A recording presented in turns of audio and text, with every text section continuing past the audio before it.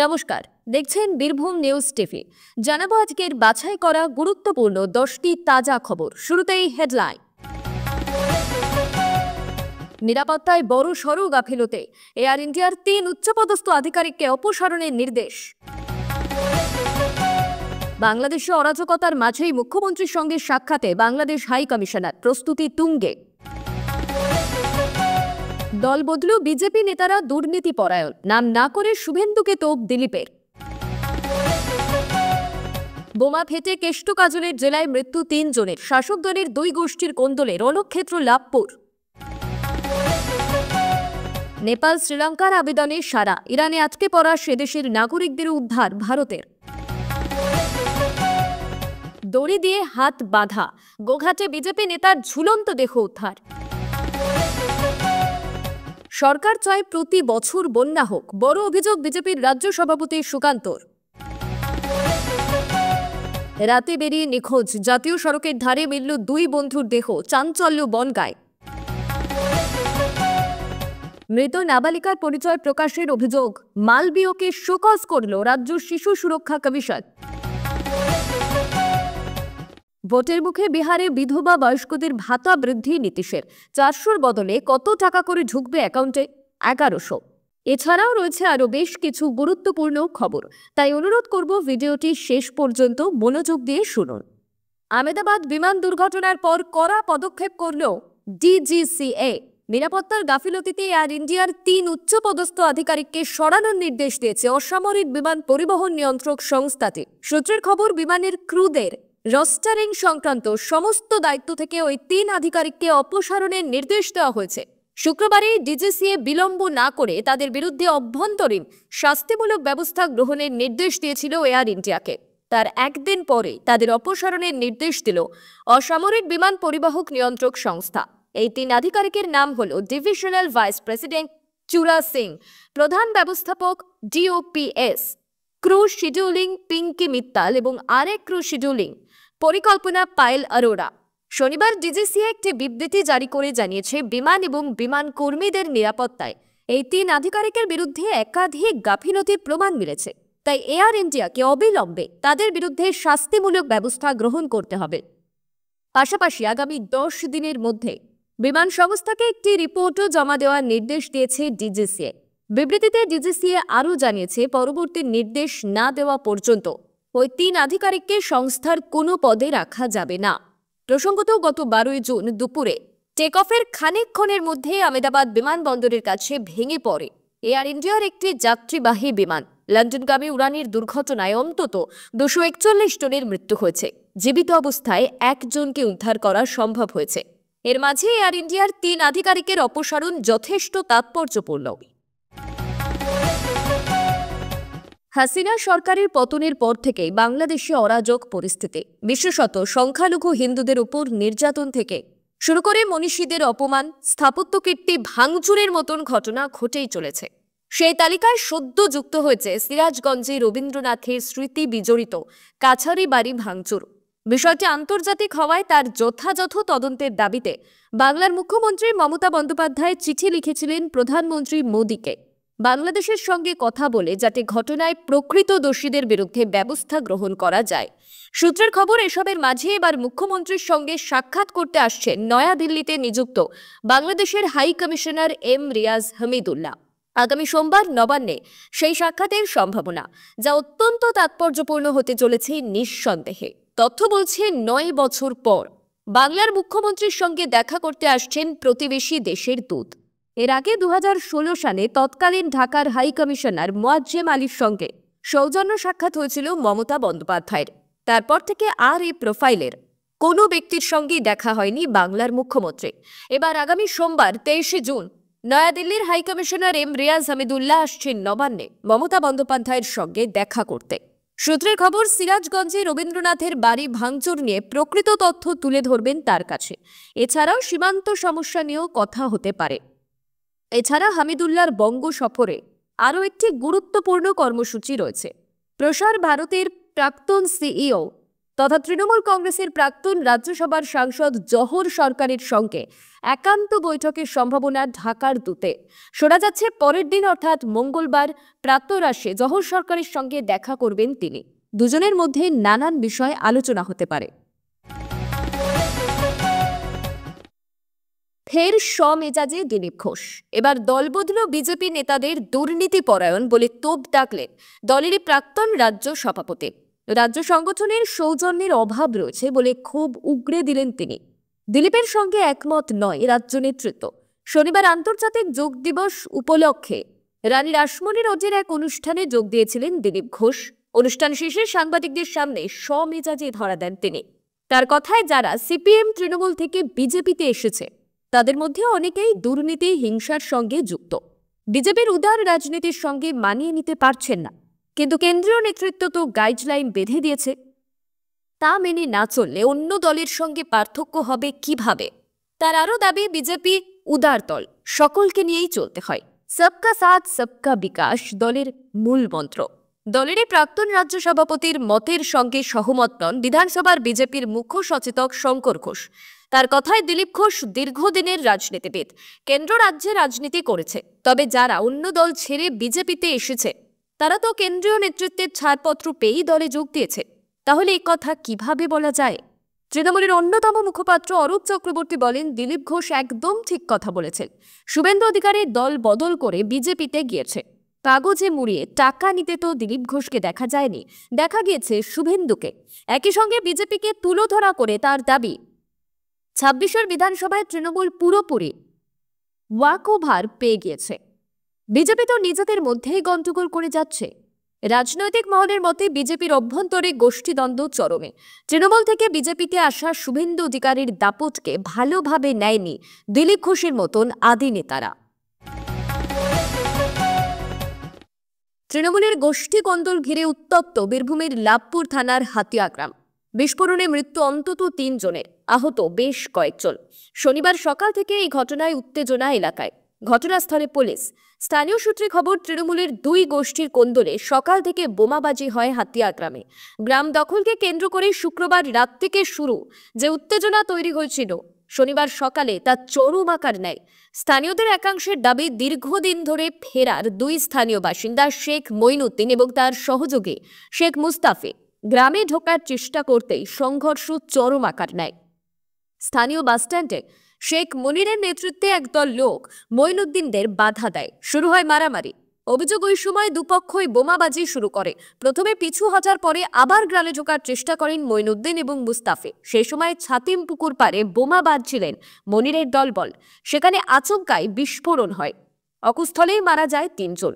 আহত হয়েছেন আরও কয়েকজন। তাদের উদ্ধার করে স্থানীয় হাসপাতালে নিয়ে যাওয়া হয়েছে। স্থানীয় সূত্রে জানা যাচ্ছে, বিবাদমান 2 পক্ষই শাসক দলের কাছের। যদিও এই ঘটনার সঙ্গে তাদের দলের কোনো রকম সম্পর্ক নেই বলেই জানিয়েছেন তৃণমূল নেতৃত্ব। সব মিলিয়ে অনুব্রত মণ্ডল এবং কাজল শেখের জেলায় আবার রাজনৈতিক উত্তেজনা তীব্র হয়েছে। এ নিয়ে সরকারিভাবে তৃণমূল নেতাদের কেউই মুখ খোলেননি। ইতিমধ্যে ঘটনার তদন্ত শুরু করেছে লাভপুর থানার পুলিশ। এলাকায় বিশাল পুলিশ বাহিনী মোতায়েন করা হয়েছে। যদিও সকালে গন্ডগোলের খবর পেয়েও প্রথমে গ্রামে ঢুকতেই পারেনি বলে পরে বেলার দিকে অকুস্থলে যায় তারা। বীরভূমের জেলা পুলিশ সুপার আমনদীপ জানিয়েছেন, বিস্ফোরণে মৃত্যুর বিষয়টি তদন্তাধীন। উল্লেখ্য, গত বছর মার্চ মাসে লাভপুরের এই গ্রামে অস্ত্র তৈরির কারখানার হদিশ পেয়েছিল পুলিশ। সেই সময় অভিযানে গিয়ে আক্রান্ত হয়েছিল পুলিশ।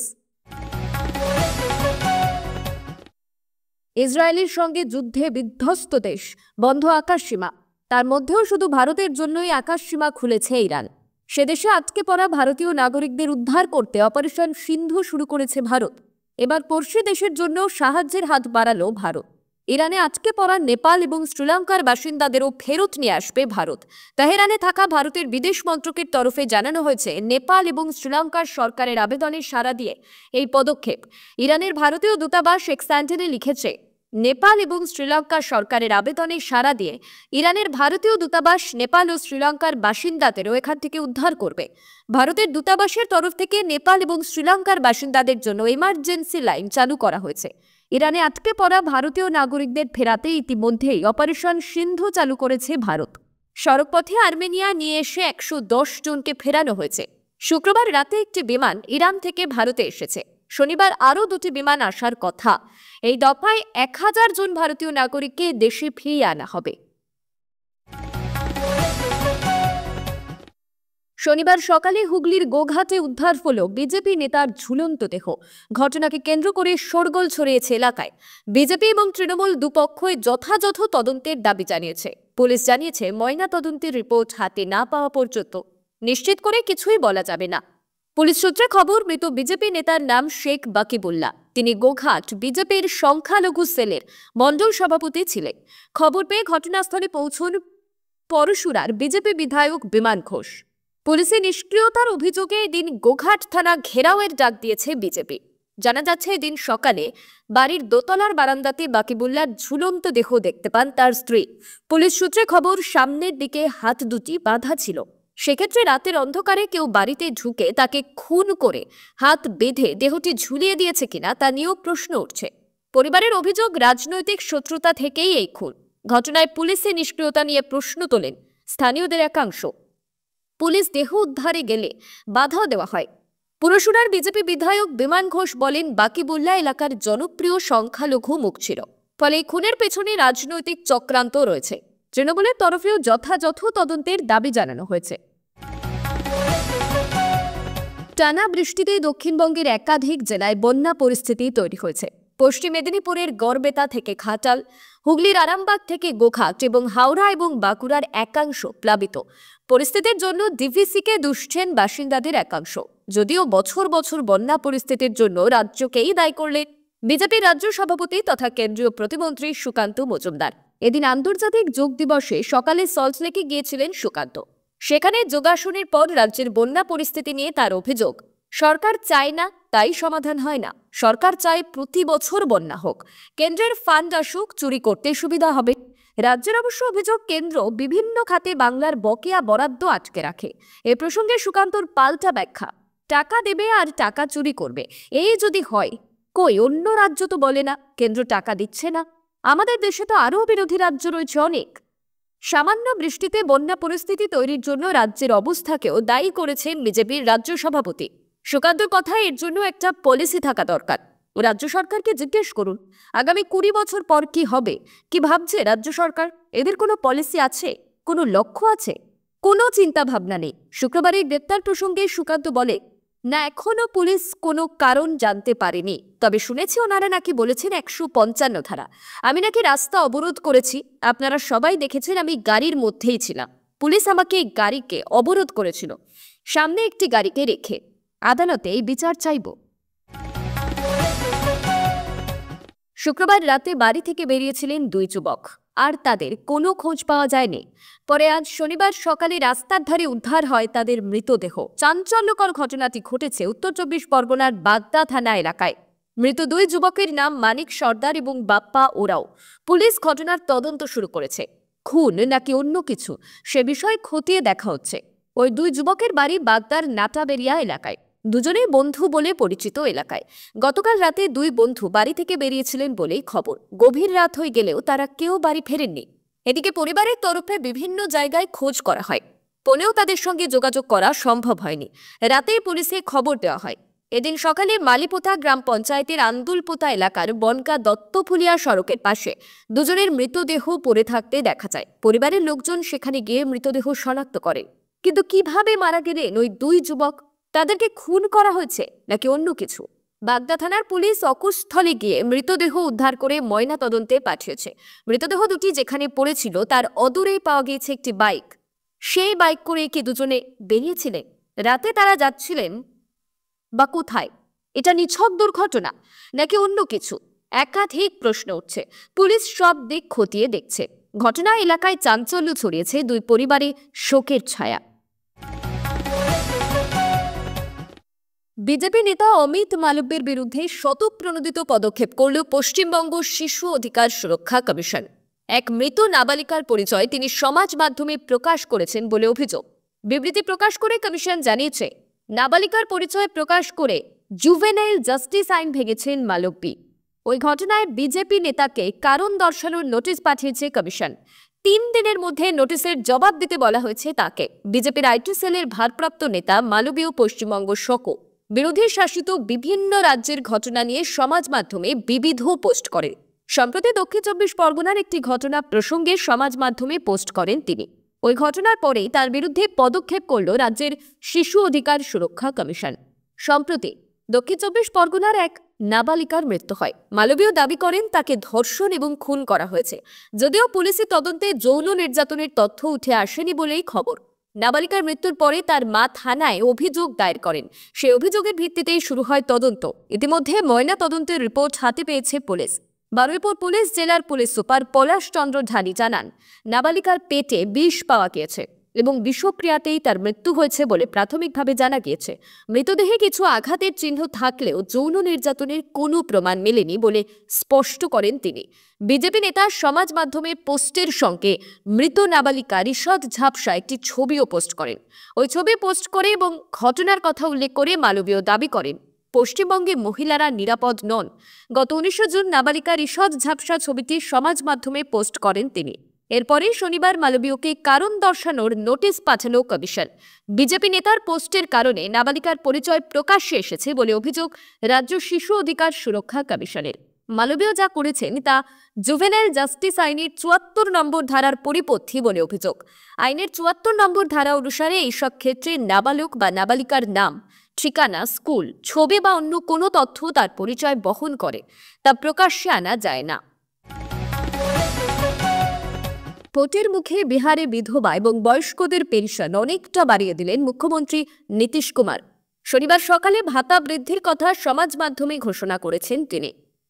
এতদিনে বিহারে বয়স্ক নাগরিক, বিধবা মহিলা এবং বিশেষভাবে সক্ষম নাগরিকেরা সামাজিক নিরাপত্তা পেনশন প্রকল্পের অধীনে মাসে 400 টাকা করে পেতেন। এবার তা বাড়িয়ে করা হলো 1100 টাকা, অর্থাৎ একবারে ভাতা বাড়িয়ে দেওয়া হলো 700 টাকা। নীতিশ জানিয়েছেন, জুলাই মাস থেকে এই বর্ধিত হারে ভাতা পাবেন বিহারের মানুষ। চলতি বছরেই বিহারে বিধানসভা নির্বাচন অনুষ্ঠিত হওয়ার কথা। তার আগে নীতিশের এই সিদ্ধান্ত শাসক দল জেডিইউকে ভোটে বাড়তি সুবিধা পাইয়ে দিতে পারে বলে মনে করছেন অনেকেই। নীতিশ শনিবার সমাজ মাধ্যমে লিখেছেন, সামাজিক নিরাপত্তা পেনশন প্রকল্পের অধীনে বিধবা মহিলা, বয়স্ক নাগরিক এবং প্রতিবন্ধীরা এখন থেকে প্রতি মাসে 400 টাকার পরিবর্তে 1100 টাকা করে পাবেন। এটা ঘোষণা করতে পেরে আমি খুশি। জুলাই মাস থেকেই এই বর্ধিত হারে পেনশন পাওয়া যাবে। প্রতি মাসে 10 তারিখের মধ্যে যাতে সকল গ্রাহকের ব্যাংক অ্যাকাউন্টে পেনশনের টাকা ঢুকে যায় তা নিশ্চিত করবে সরকার। নীতিশ আরও লিখেছেন, বয়স্ক নাগরিকরা সমাজের মূল্যবান সম্পদ। তাদের মর্যাদা রক্ষার বিষয় সব সময় আমাদের অগ্রাধিকার। রাজ্য সরকার তা নিশ্চিত করার জন্য নিরন্তর প্রচেষ্টা চালিয়ে যাবে। বিহারের সামাজিক নিরাপত্তা পেনশন প্রকল্পের সুবিধা পান 1,09,69,255 জন নাগরিক।